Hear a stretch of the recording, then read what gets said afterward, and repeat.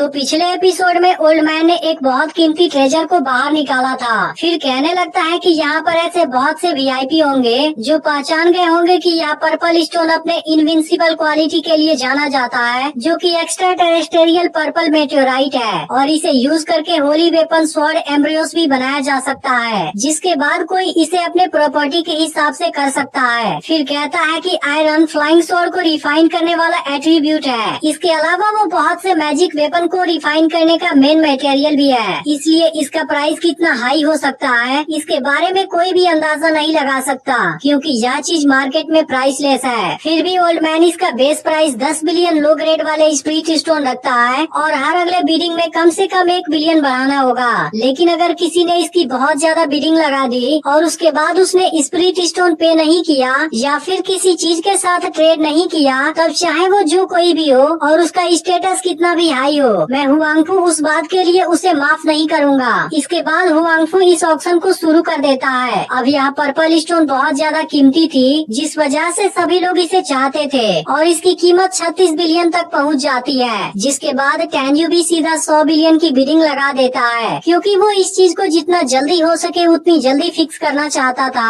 और इस purple stone को लेने के बाद वो अपना बदला भी लेगा और फिर डेनमाई में वापस लौट जाएगा। लेकिन तभी हम देखते हैं कि होली स्प्रिट चीफ भी यहीं पर था और कहने लगता है कि तीसरे पवेलियन का ओल्ड मैन तो काफी नीडर लगता है। इसके बाद वो इसे टक्कर देने का डिसाइड करता है और फिर 120 बिलियन की बिडिंग लगा देता है। इस पर टेंजू कहने लगता है कि तुम्हें बीच में आने की क्या जरूरत थी। इसके बाद टेंजू भी इसे टक्कर देने का डिसाइड कर लेता है और सीधा 200 बिलियन की बिडिंग लगा देता है। लेकिन होली स्प्रिट चीफ भी पीछे नहीं हटने वाला था और वो 220 बिलियन की बिडिंग लगा देता है। वहीं चीफ मीरोंग अब काफी परेशान होने लगी थी, क्योंकि वो इंटरनल पोर्टल वेसल की चीफ है, इसलिए वो इस रेयर पर्पल स्टोन को दूसरों के हाथों में नहीं जाने देना चाहती, क्योंकि अगर आज इसे दूसरा कोई लेकर चला गया तब सभी लोग इसका मजाक उड़ाने लगेंगे। इसलिए मीरोंग भी 250 बिलियन की बिडिंग लगा देती है। लेकिन अब दूसरा चीफ इसके ऊपर हंसने लगता है और कहता है कि मैं भी अपना लक ट्राई करने यहाँ पर आया हूँ, यानी कि अब वो भी इस पर्पल स्टोन को हासिल करना चाहता था, जिसके लिए वो 280 बिलियन की बिडिंग लगा देता है। लेकिन यहाँ पर और भी चीफ आए थे, जिसमें से एक चीफ कहती है कि अगर तुम दोनों इसमें पार्टिसिपेट करने के लिए इंटरेस्टेड हो फिर मैं कैसे पीछे रह सकती हूँ, और उसके बाद वो 350 बिलियन की बिडिंग लगा देती है। लेकिन इसके बाद चौथा चीफ हैरान हो जाता है, क्योंकि अब इतने लोगों ने इसमें पार्टिसिपेट कर लिया था, इसलिए वो भी पीछे नहीं रहना चाहता और पर्पल स्टोन को पाने के लिए 380 बिलियन की बिडिंग लगा देता है। लेकिन अब यह देखने के बाद अगला चीफ भी पार्टिसिपेट करने के लिए तैयार हो जाता है और वो सीधे 430 बिलियन की बिडिंग लगा देता है। लेकिन यहाँ पर बीस्ट सोल डिवीजन का चीफ भी आया था और इसके बाद वह भी इसमें पार्टिसिपेट करने लगता है और सीधे 450 बिलियन की बिडिंग लगा देता है। इस तरह से इसकी प्राइस लगातार बढ़ती जाती है और अब सभी चीफ इस बात से काफी हैरान थे। तभी कुछ लोग बात करने लगते हैं कि सेन के डेनमाई के अलावा बाकी के 8 चीफ यहाँ पर आए हैं, जिसकी वजह से आज का ऑक्शन काफी इंटरेस्टेड होगा। फिर टेंजू कहने लगता है कि एक्स्ट्रा टेरेस्टेरियल पर्पल मेटेओराइट एक अनमोल ट्रेजर है, जिस बात से कोई भी डिसएग्री नहीं कर सकता। अब टेंजू समझ गया था कि यह ऑक्शन बिल्कुल भी आसान नहीं होगा, क्योंकि हर कोई इस ट्रेजर को हासिल करना चाहता था। इसके बाद पर्पल स्टोन की बिडिंग लगातार बढ़ती जाती है और 800 बिलियन तक पहुंच जाती है, जिस बात से सब काफी हैरान हो जाते हैं। लेकिन बिडिंग यहाँ भी नहीं रुकती और एक चीफ इसके भी आगे बिडिंग लगा देती है। फिर कहती है क्या एंशिएंट सोल चीफ के पास स्पिरिट स्टोन खत्म हो गए, जिसके बाद वो 890 बिलियन की बिडिंग लगा देती है। तभी हुआंगफू सभी चीफ से जल्दी करने के लिए बोलता है, क्योंकि अभी इस ऑक्शन में बहुत कम समय बचा हुआ था, इसलिए समय जैसे ही पूरा हो जाएगा यह पर्पल स्टोन उसी की हो जाएगी जिसने सबसे हाईएस्ट बिडिंग लगाई होगी। यह सुनकर मीरोंग 900 बिलियन की बिडिंग लगाती है। लेकिन तभी टेंजू इसके भी आगे बिडिंग लगा देता है और फिर कहता है कि तुम 8 चीफ शांत हो जाओ। लेकिन अब इस बात से बिस्ट सोल चीफ काफी गुस्सा हो जाता है और पूछता है क्या तुम भी डेनमाई से आए हो। तभी होली स्पिरिट चीफ कहने लगता है कि सेन यहाँ पर नहीं आया, बल्कि उसने तुम्हें यहाँ आने दिया।